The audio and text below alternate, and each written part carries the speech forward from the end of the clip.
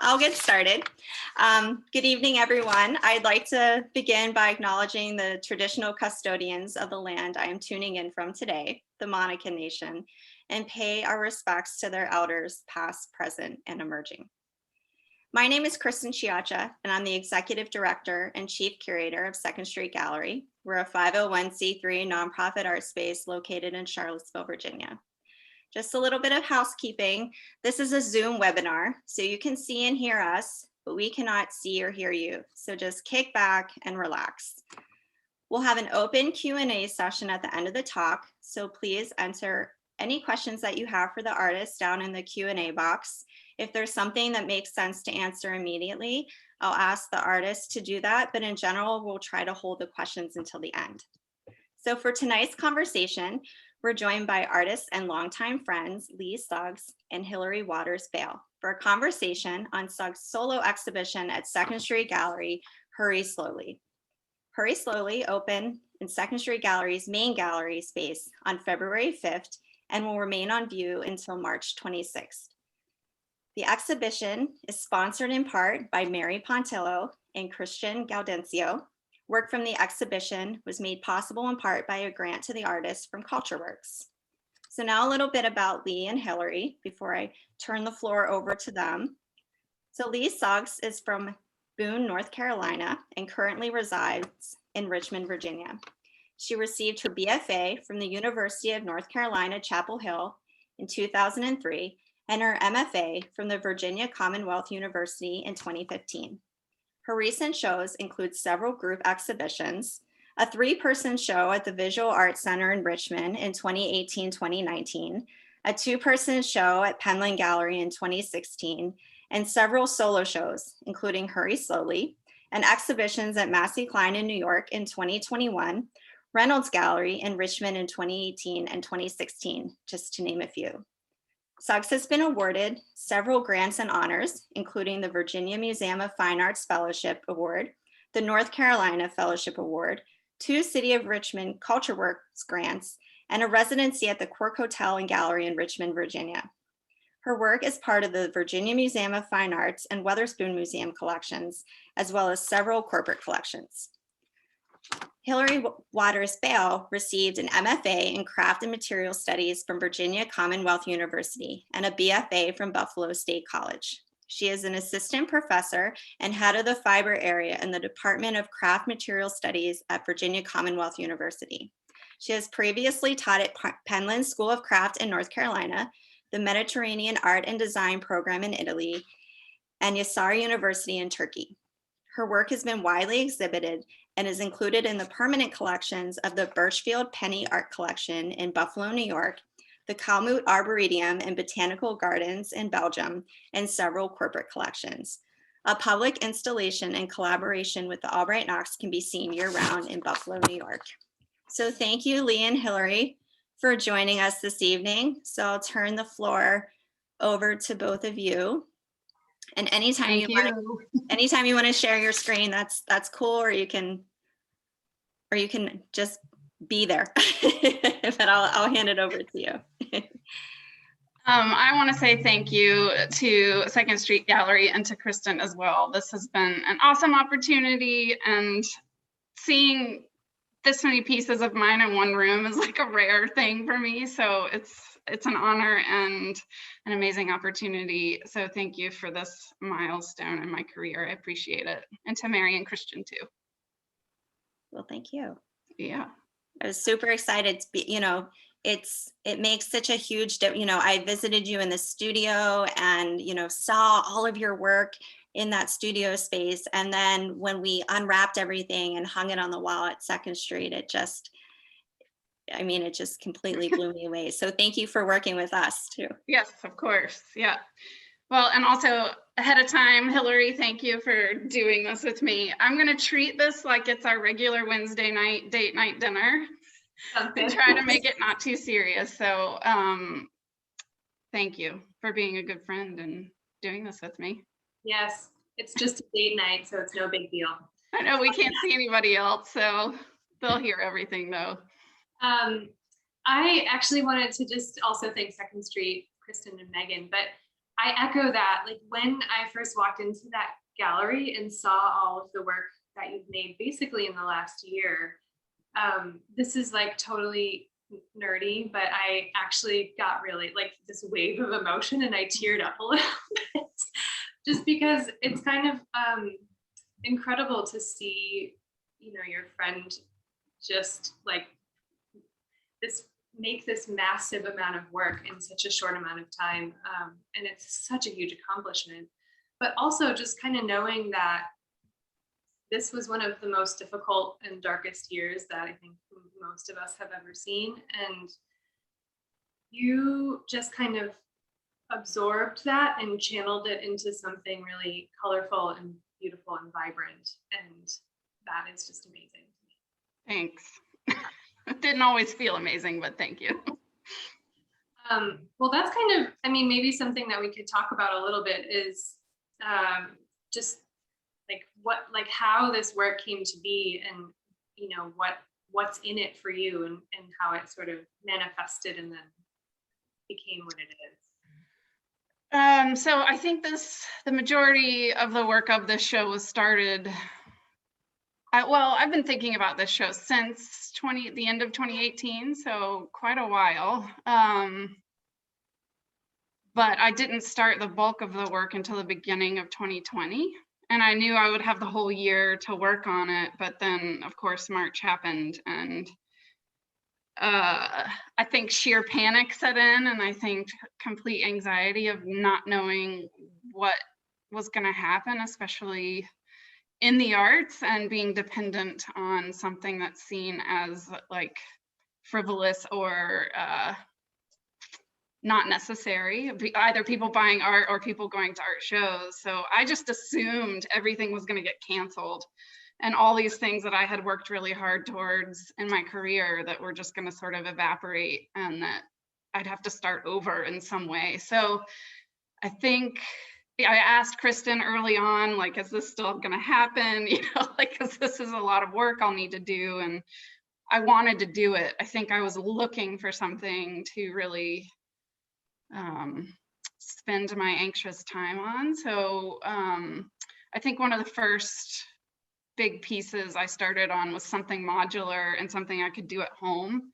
Because I worked at home for the first, like all of March and part of April, like totally terrified, not knowing what a stay-at-home order was. Was I going to be arrested if I went to my studio? Like all these things that like none of us have ever experienced, or at least I'm assuming none of us have experienced. I think there was a lot of just pure anxiety and focused attention in this show, which is kind of what would lead to the statement if anybody read it beforehand. But I was thinking a lot about distraction, which is kind of the opposite of focus, which I think is this cycle that we all loop in and out of going, needing something to focus us, but then slowly like disintegrating into distraction. So it's this like constant cycle back to that. So I don't know, I feel like a lot of that throughout the year of trying to refocus and then letting life come back in and then refocus. But it was all about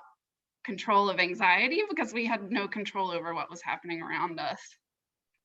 Yeah. It's funny, I mean, hearing you say that, you know, thinking about distraction is the opposite of focus is funny because like it is a distraction, but your work, when you look at your work, I think to me, like there is such focus and concentration and precision, you know, like it feels very focused. And it makes me think about the way that sometimes things can look very different than they feel. And I think that that's kind of like plays into this whole idea of like a lot of this work just being really multifaceted and, you know, being about more than one thing at once. Yeah. Yeah. Even kind of like the title of the show even like gets to that place too. Of, you know, like what does that actually mean? Like hurry slowly. I think what we were talking about this yesterday, that you were envisioning somebody running somewhere out the door somewhere. Yeah, I was envisioning like you know, you are like rushing to get ready for a party or like, you know, this event that then, you know, you check your phone right before you walk out the door and see that it got canceled. It's just like that, like, Laura. Yeah. Yeah. I think about somebody like scurry walking, shuffling walking, trying to run, but not run. Or what's that game, like red light, green light, when Yes. you have to be running when no one's looking, but if they look at you, you get caught. So I don't know. I was thinking a lot about that idea of a push and pull of like, how do you deal with anxiety, or how do you deal with worry? Like you have this like energy of something, but you're trying to slow it down or trying to contain it or trying to calm it. And so it's this constant battle of like, how do you hurry slowly, or how do you like calm or soothe yourself during really stressful times? Mm-hmm. Would you say that this, the process of making this work, is that for you, like it is soothing and calming? I mean, for sure. I don't know why else I would do it. Like, Well, but I was thinking about this, that like both of our practices are and our work are these like long workouts. Like where it's a marathon where you have to stay consistent or have to like work through it in a very methodical way, because if you try to rush it, you'll either mess it up or like it just won't work out. Like you can't make the slow, subtle changes you need to make. But I think like as a whole, when you look at this show, which I think Megan is in the gallery now, she could give us a quick little peeping tour of what's there. That there's like a very frenetic, like colorful thing happening.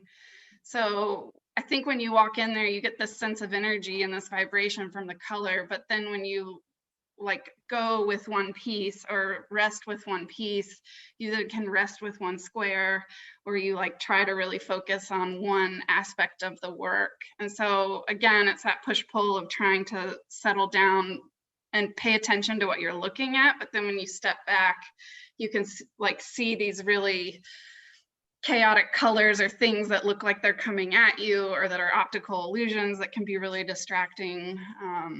So I don't know, I wanted that. I don't normally work with like crazy bright colors in your face, but I am interested in what they can do visually, but also psychologically, I guess. This work almost feels like I'm going to share my screen too, some images too. Yeah. Let's see here. The work in this show almost feels like you're acting as kind of like a human prism, and just like taking these feelings and this energy and like shooting it out into this array of color, which is kind of abnormal for you. And that actually brings up a question that we have also collected a couple of questions from some of our friends, and this one is coming to us from Caroline Wright. But she was curious about the spectrum of color that you're using in this exhibition, and if it was planned or just kind of serendipitous as you were working and pulling the show together. I mean, maybe a little bit of both. Like, I don't know, I always return to blue, but I return to blue as this like resting place. And I think there's a lot behind that color for me about like home or about family, because everything my mom owns is blue. And so my life has always been surrounded by that color, so I associate it to comfort. So there is a lot of blue throughout the show, but I don't know, you know, I normally would never do anything rainbowy or pink, but I think that I don't know, I wanted to see my work in different colors, and the only way I know how to do that is to just do it. Like, I'm not going to sit at a computer and edit it. That doesn't sound exciting to me. So instead, I'll spend a week or a month doing something. Sorry, I'm going to shoot through these images really quickly. We can go back to them, but I wanted to get to the colorful grid, but it looks like some of these things aren't loading. Sorry. Technical difficulties. Yeah, oh, this was the one I wanted to show. So here on the left, this is actually a drawing I did before I spent all the time. So like, for example, like in this instance, something that I knew that would take, oh man, that won't work. Anyway, something that I knew that would take months, I wanted to actually spend the time drawing before I did the labor. Sorry, I don't know why these images aren't loading. But I just wanted to see it. But then I think the anxiety of the pandemic took over and I like frenetically made them. I think I did that big grid piece, which normally would have taken me months. I did it in 1 month. That month I was sitting at home. So that's unusual that I would do something that colorful and that quick. But as far as thinking specifically about colors having some overall meaning in this show, I don't know. I wasn't necessarily thinking about that, but I also wanted the juxtaposition of these like dark and gloomy times with this like seemingly bright show. You know, you walk in, you feel warm, this warm sensation, but then you realize like, oh my God, there's a ton of work, like obsessive work happening here. As you're saying that, I'm realizing that there are probably people watching this who don't actually know how this work was made. So maybe we could flip up to some of those process photos and you could just talk a little bit about like the process of making these large cut pieces and then the resultant pieces from those too. Yeah, so this, I've always been doing paper cutting, at least in the latter part of my life. I did spend quite a bit of time doing paper making residencies or work exchange programs. So I know how to make paper, and that is a love of mine, but it's also very physically intense and it requires a lot of equipment and like a special studio. So now I typically just go to Finland to do that, typically during the winter or other times. And I love using Abaca, which is a natural fiber paper, and you can't really buy it anywhere. I've only been able to buy it from other paper makers or other paper making facilities. It's not manufactured. So that's a really long fiber paper, to get a little nerdy, but it holds up to cutting. And so I was doing a lot of perforating of paper early on, so punching holes. And then I was saving the holes. Like, why wouldn't you? Why would you throw that away? It's like it is the labor. So I saved all those in little baggies and then eventually used those as collage material and then was gluing those dots back down on paper. So I think the paper cutting thing is just sort of transformed into these like much larger, more intricate and geometric pieces. So I don't know, the like idea of saving them, why wouldn't you? I don't even think about throwing them away. So like these are images from my studio of like what's left at the end of a typical day on the left, and then the baggies of all the saved pieces here on the right. So I have drawers full of these bags. And of course, you know, after you do all the cutting, that's this labor intensive thing, but then to like glue them down onto something is a whole other process too, that takes time. And so I have these drawers full of things that are just waiting for me to use them. So one day I'd love to have some sort of a show where those, like the pairs are shown together. And I think I have a few of, I think I put some of those in here. So this yellow one, which is in the show and actually one of my favorites, I hate the color yellow, but for some reason this like goldenrod and this warm, hey Jiggy, this warm color I really have liked lately and really love it with this pale blue paper. So this pale blue paper is actually Abaca, handmade paper by a friend of mine. But this yellow piece that's on the right that actually got edited out when we were hanging the show, when Krista and I were hanging the show, we just didn't have the space for it. But the cutouts are here on the left in this, on the blue paper. So Leigh, I'm just going to interject because we have a great question from the Yeah, sure. audience that relates to this. What do you do with the cut scraps when you don't reuse them in other pieces? Oh, they're waiting for me. You're waiting for something. Yes. You'll use them eventually. I love that. Yeah, I keep them all in bags. I usually know what piece they came from. I don't really keep a log or date them because I have the original or a photograph of the original. They're just waiting for now. And But they'll be used for something. I'm slowly chipping away at that. So that's really exciting to think of what's coming next. But also it's interesting hearing you talk about creating this. We had someone in the gallery the other day. People often think that these are cut by a machine until Megan and I tell people, no, the artist cut all of this by hand. And someone was very funny. They were looking at one of the pieces, trying to find a mistake, and they couldn't they couldn't find it and they just couldn't believe that a human being, cut all of these pieces and cut this work. So well, one of so Hillary and I were in grad school together, which is how we met.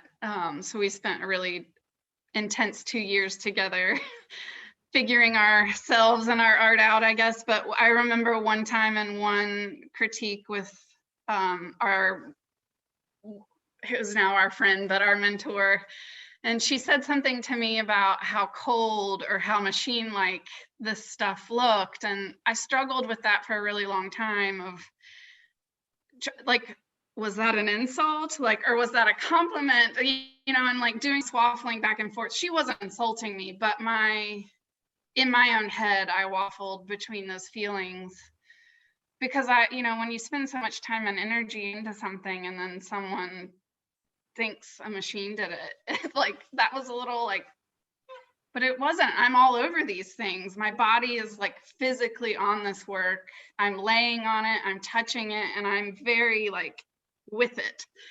So there's a whole lot of me in all of this work, and there definitely are mistakes and there are definitely flaws. They're there. And I cut through and slice through, what would seem to mess up a piece, but I can repair them and I figure out how to make it look like it doesn't have a flaw or make it look like it doesn't have a mistake in it. So I think about that a lot, still to this day, of like, is this work cold?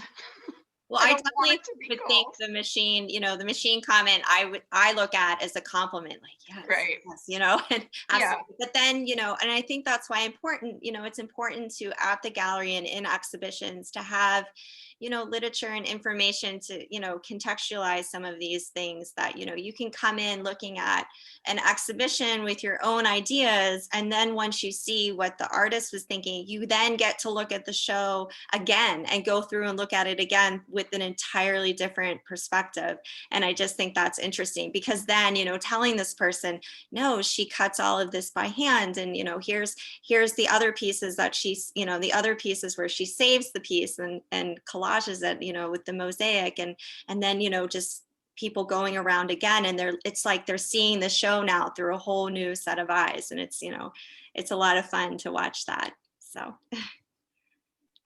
Like last night, and when Hillary and I were sort of talking about how this talk would go, Caroline, who's a mutual friend of ours, texted and was like, tell me how long this work took, which is always sort of this joke, but it's always a question asked when work is obviously laborious.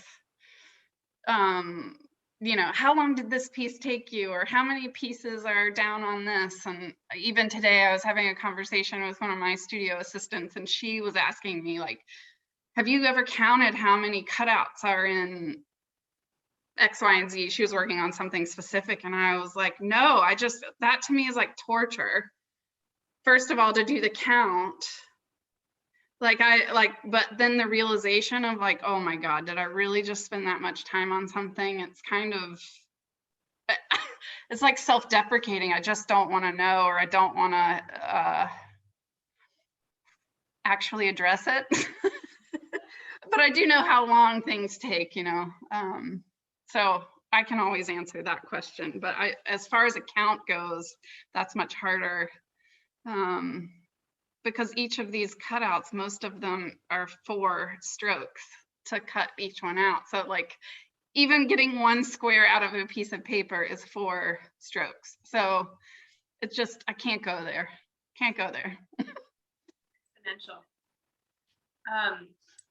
While you were talking about this, I was kind of wondering, and I don't actually think we've ever talked about this, but is there for you any kind of real significance or relationship that matters in any way between the piece that you're cutting and then the cutouts in a piece afterwards? Like, are those in your mind a pair in some way, or like one is resulting from the other, like mother? Yeah, like I think emotionally, yes.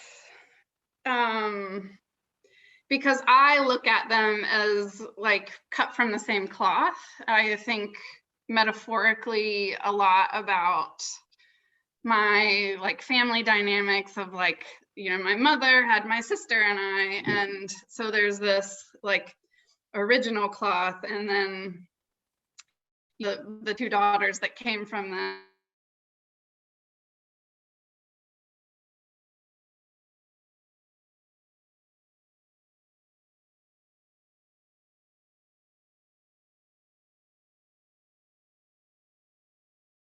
Things very differently. And so I think about that idea of being cut from the same cloth too, that, you know, her and I can look completely opposite. So I oftentimes call these sister pieces. So that yellow one we were looking at, like with the cutouts glued down on a piece of paper, that's the sister piece to the larger yellow piece.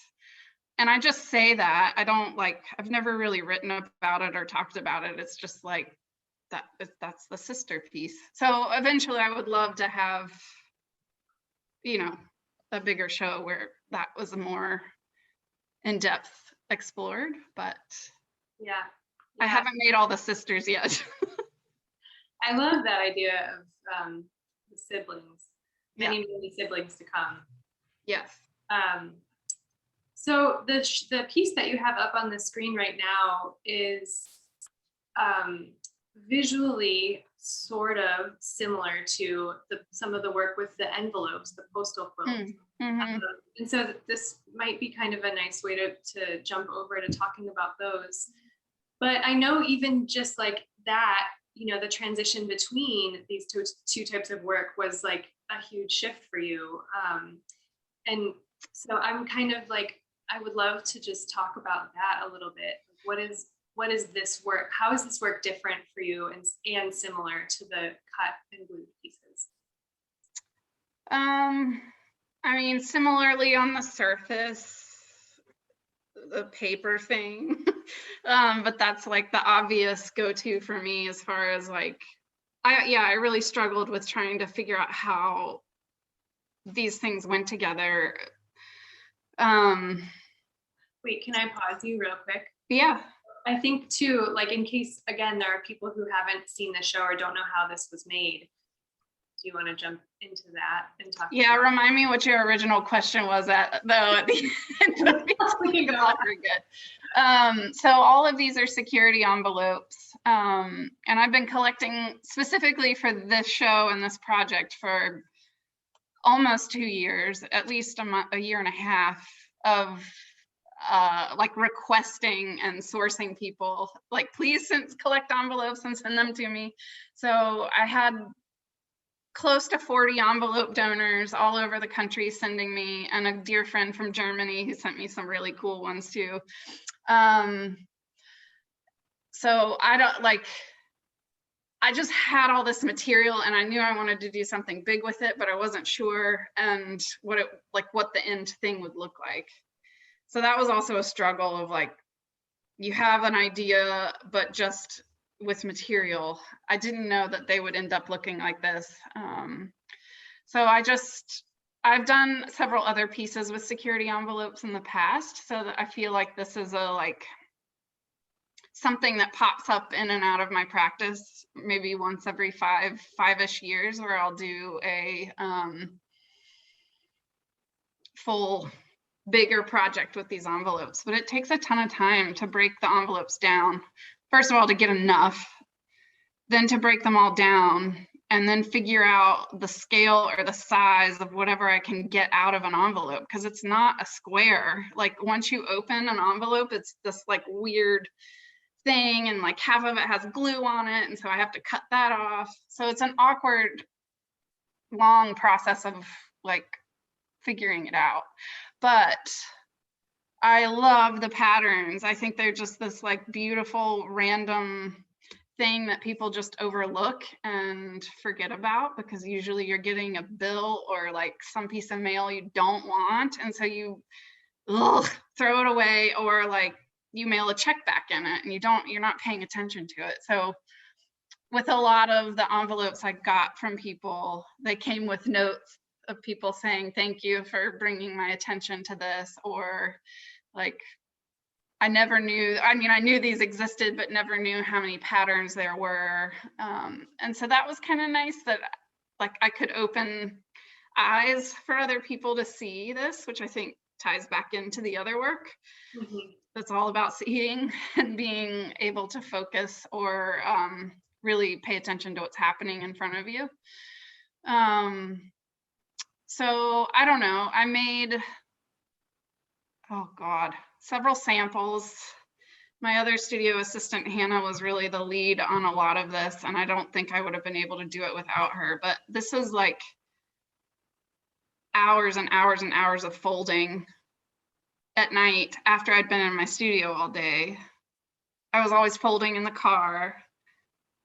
And So like folded into interlocking.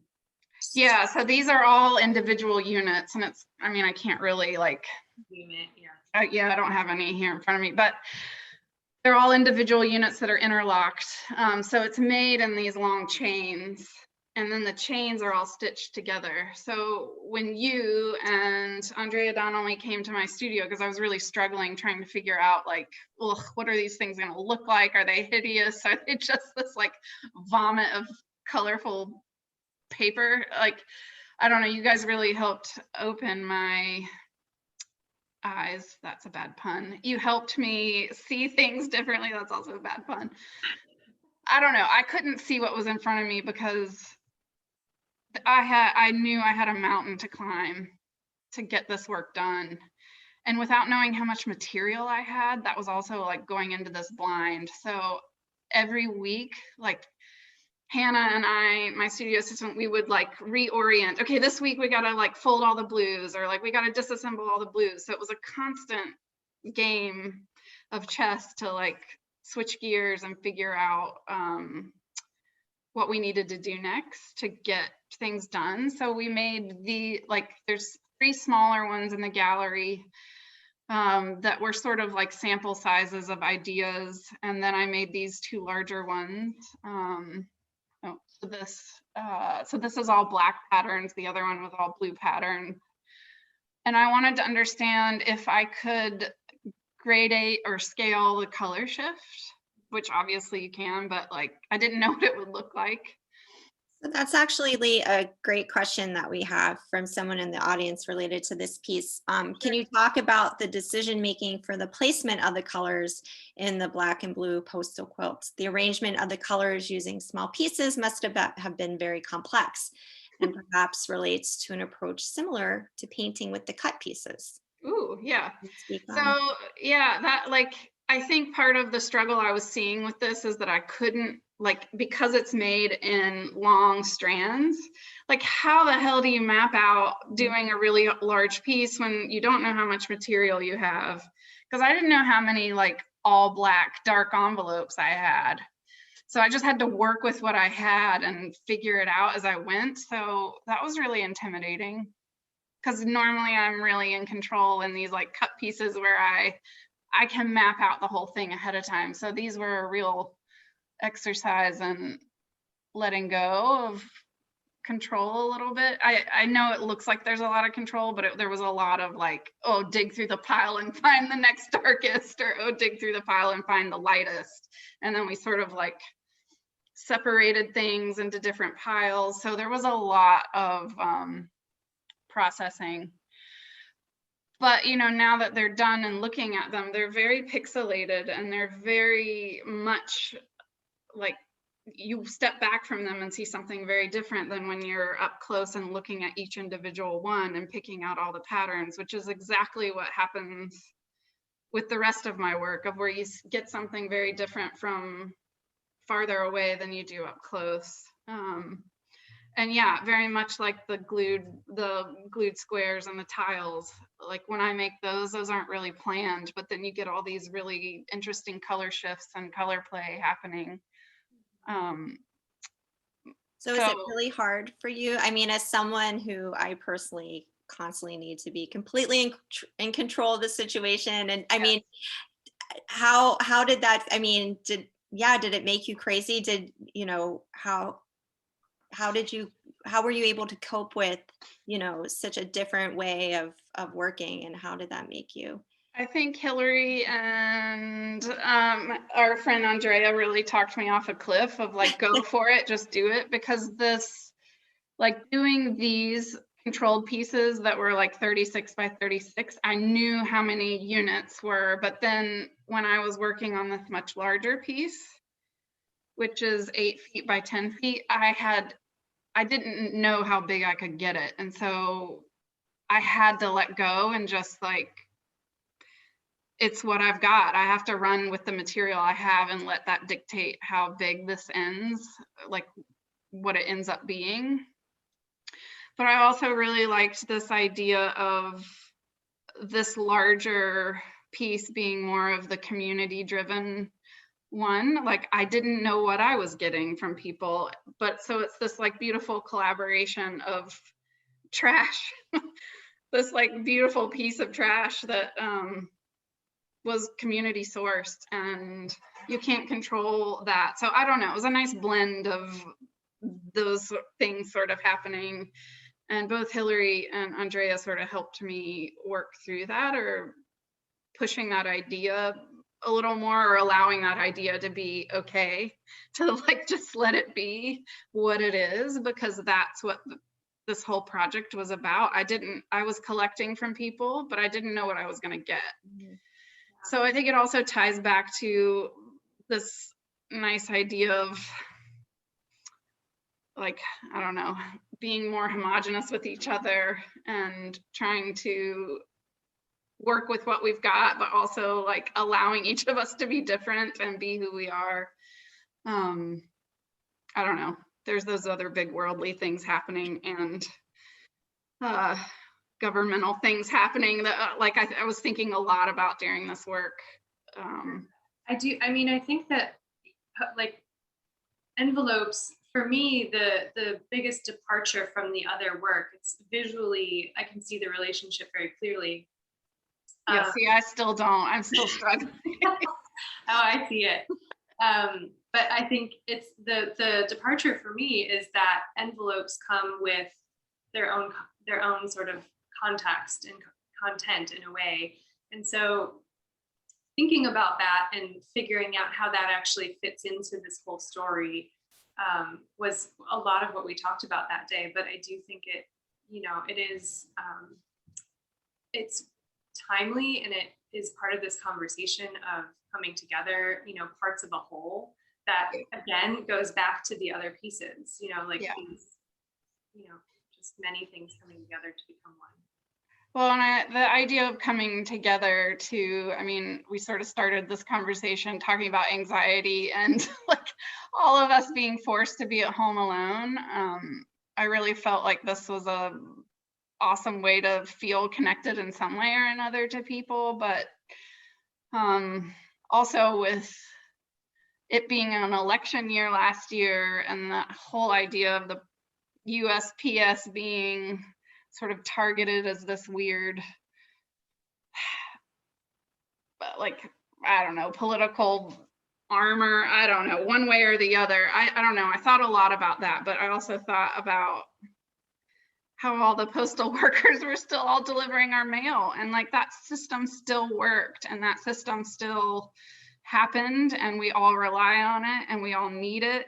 And I don't know, it brought this whole project together, because most of these envelopes traveled in the mail at least twice, you know, to get to me, if not more. So I don't know, I don't know. I felt like that was a nice cycle back into things that were happening in the world too. Yeah. I know we're kind of coming to like where we should sort of stop and maybe start taking questions, but I actually want to ask you the question that I was going to ask you as my like icebreaker. Oh God, okay. So last year, or maybe it was 2 years ago, I went to a concert of a band that I've really been enjoying called Mountain Man. And they were selling a t-shirt that just said, "The purpose is joy." And that just kind of, I mean, it stuck with me clearly, but just to think about, you know, all of these things that we do as artists, you know, there's like 100 different things that you're thinking about that are like potentially going into a piece. But to be able to just like at its essence, kind of sum it up in one word, which is really hard. And also I completely acknowledge that this is just how I'm feeling in this moment. But if I say to you, the purpose is, what would this one word be that sort of sums up what all of this work is for you? Oh, I think the purpose was, at least this show was about patience for me. Yeah. My patience have been tested quite a bit this past year and the past few months. So I'd say patience, which is the opposite of the distraction and the, I don't know. I'm really trying to learn to let go a little bit and let go of all the control I like to have. So I'm going to go with patience. Yeah, the purpose is patience. Yeah. Good. That's great. Well, All also, questions. Yeah, we could do questions, or if there's anything else that we didn't talk about yet that you feel really strongly about mentioning. Oh, there are the three little ones in the center there. I forgot that image was in there. So Leigh, while we wait too for any Questions. other questions come in, we did get a question from someone here. They want to know if during assembly of these pieces, do you let your mind wander? Do you listen to books? Do you listen to music? How important is that absorption or time to think for you? Or are you just... I'd like to say that I meditate on some wonderful thing the whole time I'm doing this. But I think sitting in silence and making this work would be really challenging. So I listen to a lot of podcasts. My studio assistant and I are very into true crime. So we listen to a lot of that. I don't know what that says about me, but I like it. So I usually, this is funny, I usually have to stay distracted the whole time. So I'm either listening to something or rewatching old episodes of something, which I wouldn't even call it watching. I'm listening because I can't do both at the same time. But reruns, music, podcasts. Very rarely do I work in silence. What are, do you have any art podcasts that you listen to that you'd recommend? Oh, art podcasts? Or do you not want to do you not want to deal with the art world while you're working on this? Yeah, I typically don't. I don't know. Let me think about that one for a minute. And what I listen to, I've done a lot of Art 21, okay, like listening or half watching those. And do you have a show that you binge watch in the background? Like I know there's a couple of shows that I've probably watched. I'll plead the fifth on that one, but I do like my own trashy television occasionally. But yeah, I don't know. I'm gonna plead the fifth on that one. All right, that's fair. We have another question from someone in the audience who is asking, what happens when things rip? Do you work it into the piece? Do you start over? Do you repair it? Do you glue it? How do you? So the cutouts, I have to repair them. I repair them from the back. So I worked in a little unknown fact. I worked in a conservation lab when I was an undergrad at UNC Chapel Hill. They have the largest rare book collection. And so I worked for the conservator in the rare book collection, which was such a random job, but I think totally influenced my work and my knowledge of paper, because we talked a lot about the acidity and different types of glues and the fragility of paper over time if it's exposed to certain elements. And so I have all these like special tapes and glues that I use that are archival. I like on the image we're looking at, there's probably like 3 or 4 tears in each of those. And so on the back, there's a little tape repair, and it's all there. It's part of the character. I don't try to hide it. So like if you flip the work over, you see like you would a back of a piece of cloth where all the strings are like, which I love, because to me, that's where the labor or where the work or the hand is. So I try to leave that story on the back. And you also paint the backs of the works a different color often. Can you talk a little bit about that? Because that's a question that people, it's something that people notice when they come in and they see the way the light is hitting the work. So these pieces we're looking at, like these are painted white on the front, and then I use a fluorescent paint on the back. So like the piece on the left there, be able to see the true color, but it's this like neon red that you can't see that far away, that reflects back onto the wall. So it's this like ghostly color, but I like that idea of people not understanding where it's coming from. I mean, you can kind of figure it out, obviously, it's not rocket science, but your eye plays tricks on you, or it will, you can't figure out, like, is that line bending, or is it coming from a light source somewhere else? So it makes you really think about how your eye is processing something. So these, for example, are painted on the front with the fluorescent color as well. So when you look at them, it's a like really bright, intense color. And of course, the computer doesn't do it justice, but also these stripes are sort of tilted off, but I did the stripes on the front, so there's no color on the backs of these. So I switch it back and forth. Oh man, half of these things don't load. Well, everyone just needs to come in and see the show in person. Yeah, true. So like this one doesn't have a color behind it, but these like behind me, they all have that bright red. So yeah, I don't know, that's like a making flat not flat, and also these works on paper become works of paper or sculpture. So I'm also riding that line of whether these are paintings, fiber, drawings, or sculpture. So I'm also really interested in all those relationships and how you can push those boundaries. That's something that I really love about your work, and I sometimes talk about it in my classes, but the perception of sensing a color that you're not actually seeing. Like, yeah, it's nowhere to be seen, but you're getting this glow. You said that way better than me. Thank you. There's such magic to that. So we have another great question from the audience. Can you talk about the conversation between the complexity and simplicity in your work? I mean, my instant reaction is the same of whether these are paintings or drawings. It's like, I want that question to exist for myself, but also for the viewer to, like, they're simple on the surface of like, oh, this idea of it's a one solid color. So like this piece, that detail we're looking at, that's all blue. It's just one color, one sheet of paper. But then there's a ton of like drawing that is on the back of each of these, and me erase marks and mappings of lines of how I figured out where the circles and the curves would be.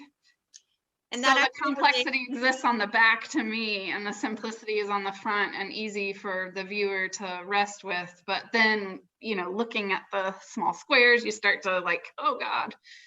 So no, that actually goes right into a question that just popped up. Do you always create drawings or templates, or do the works happen organically? So you're just talking about drawing on the back.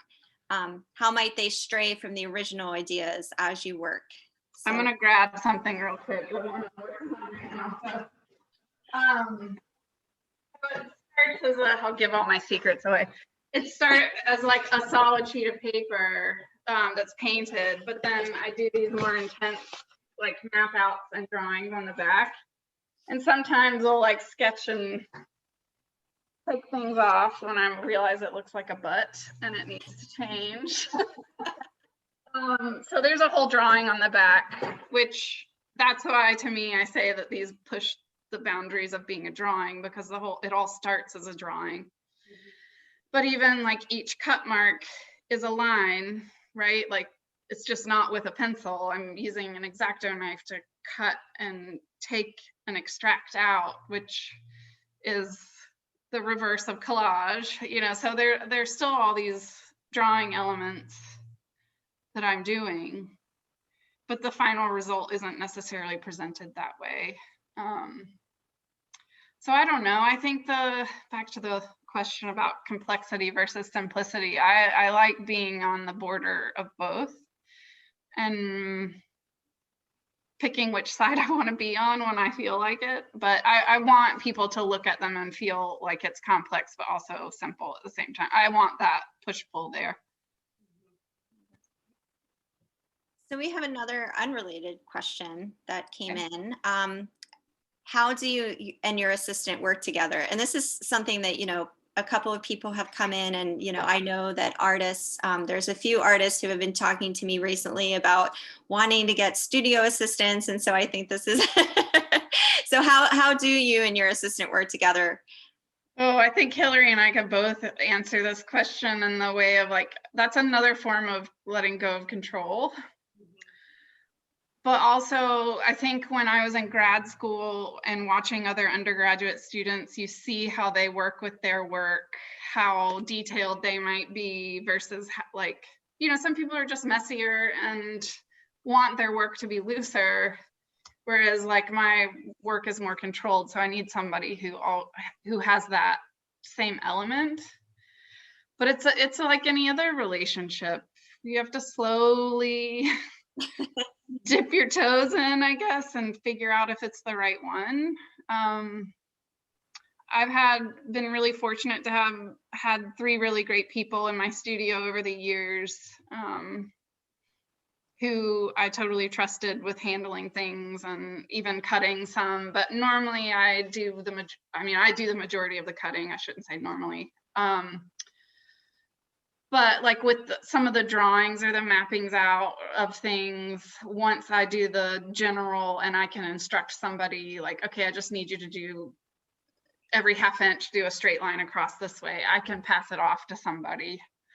And I know the post-Bill quilt series, it was really crucial to have an assistant to help you on. Yeah, Hannah and Blythe, they each work 1 day a week. So it's not like I don't have 2 people in here all the time, but they each work 1 day a week. And Hannah was doing all of the assembling on the big one and on some of the small ones. I was doing all the folding at home, and Blythe was doing all the cutting out of the templates. So like it was like an assembly line, but in a really disjointed way or slower way. Like I had to have material in every stage along the way. So I wouldn't have been able to do it without them. There's no way. I don't even know how many hours are in that project, and I don't even want to know. But to me, it's not about that. It's about the end result and the final. Like I made this big ass quilt out of paper that was a community sourced thing. So to me, that's way more amazing to me that that many hands could go into making something. But as far as like having somebody in your studio, it's an intense relationship with trust and learning how to properly dictate what it is you need someone to do. I think that's another exercise Hillary and I have done in workshops we've taught, of like, describe your work to somebody else, and then that person has to make your work. And so you learn where your language, where there are gaps in what you just said. Yeah. That person might make something that looks completely off. Yeah. But it's a good like way to learn what's important verbally of explaining your work. So yeah, I fail at that all the time. That's great. I do. There was one other question that I believe that Hannah sent in. And it just is regarding like what other materials you might be curious about using in the future. Ooh, oh, Hannah with the win. Oh, I don't know. I think I'm in a weird place, like after doing a big show like this, of where I'm sort of settling back in or trying to figure out what's next. I don't know. That's a good question. I think I need the time to play again, or just relearn something new. But I'm still collecting envelopes if anybody wants to keep collecting them and sending them my way. Send me an email or a message, or get in touch with Kristen. And no, absolutely. If you want to drop some off at Second Street Gallery, we can absolutely make sure they make their way back to Leigh. I don't know. That's a good question, and I'll have to get back to Hannah on Tuesday. My mom said that she's already started collecting for you again. Oh, thanks, Mom. Mom number 2. So we're just about running out of time, but we have one question that just came in. Do you make much smaller pieces to play and experiment? I mean, I know with the postal quilt series, you did start by making the smaller works. So yeah, a lot of times I'll make a small version of something first before I make a large version. And a lot of times I like the smaller version just as much as the larger version, but I think Hillary will agree. I always say to anyone, make it bigger. Like, yep. But I like big work. I don't know. I mean, I have 2 walls full of samples of things I've made over the years, or testing out, like glue downs of all the little squares, or different cutouts. Sorry, I'm looking at the wall over on the other side of the room. So yeah, I make a lot of samples or test pieces. Yeah, I also have a bin that I carry around to workshops when I teach, to show those to people, of like trying to cut out of like a film, like a transparency film, like what that is versus cutting out of paper. I've tried all different sorts of things. So I've just found something that I really like. Cutting Yupo paper is like a super soft, nice paper to cut through, and it's easy on your hands, which I have to be really considerate of, because I've only got 2 of them, or 1 that does all the cutting. So yeah, you're in it for the marathon, not the sprint. That's right. Yeah.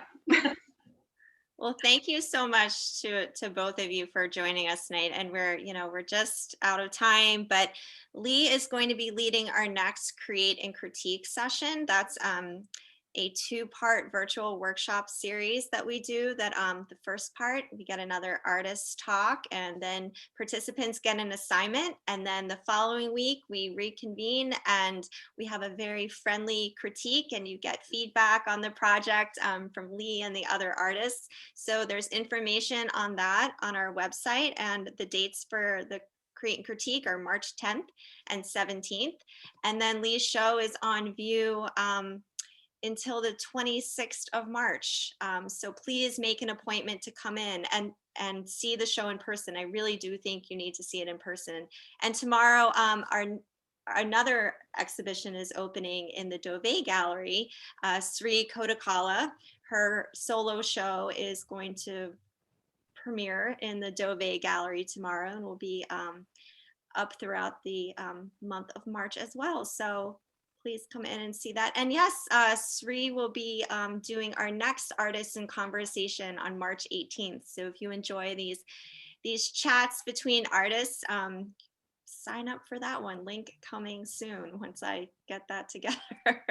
So thank you so much to you both. And I do hope that everyone has a chance to come in and see the show in person. And we look forward to seeing all of you in the gallery again soon. So have a good night.